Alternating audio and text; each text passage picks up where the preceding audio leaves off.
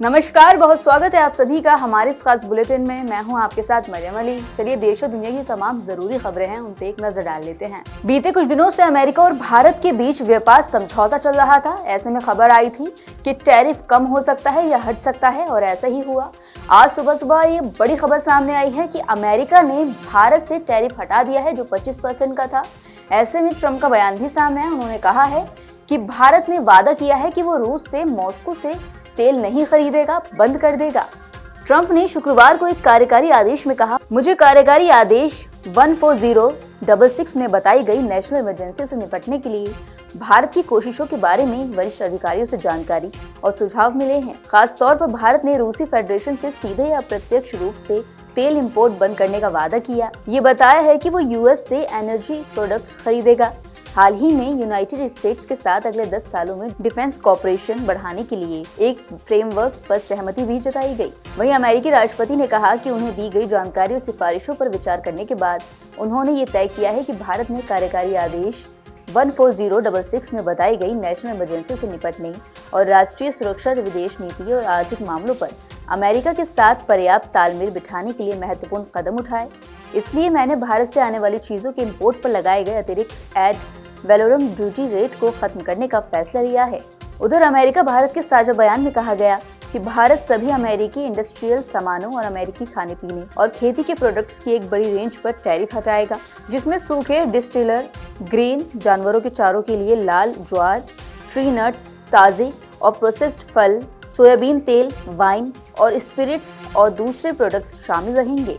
वहीं प्रधानमंत्री नरेंद्र मोदी आज मलेशिया के 2 दिवसीय दौरे पे जाने वाले हैं। आपको बता दें कि मलेशिया के प्रधानमंत्री के न्योते पर वो मलेशिया जाएंगे और करीब 8 साल बाद वो मलेशिया का दौरा करेंगे।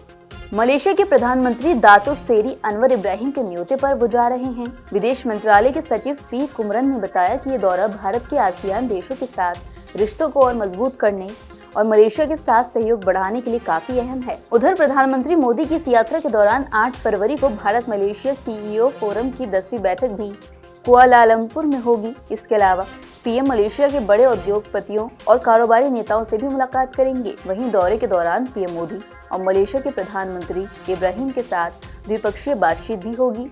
इस दौरान दोनों देश ये देखेंगे कि भारत और मलेशिया के बीच बनी कॉम्प्रिहेंसिव स्ट्रेटेजिक पार्टनरशिप में अब तक कितना डेवलपमेंट हुआ है और आगे क्या क्या किया जा सकता है। आज सुबह सुबह यमुना एक्सप्रेसवे पर एक बड़ा हादसा हो गया। आपको बता दें कि बस से कुछ यात्री उतर रहे थे, उसी दौरान एक कंटेनर ने उनको रौंद दिया।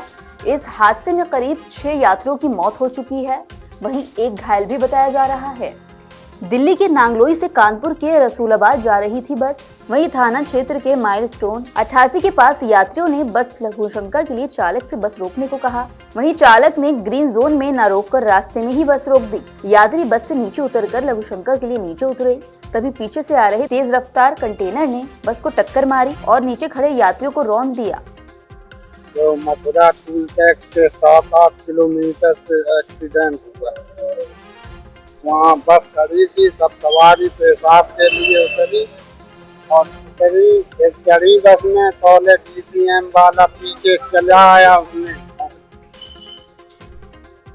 थोड़ी दूर तक गई, आगे तक कुल दूर तक बस में चिंगारी चली है, फिर टायर के नीचे आ गए।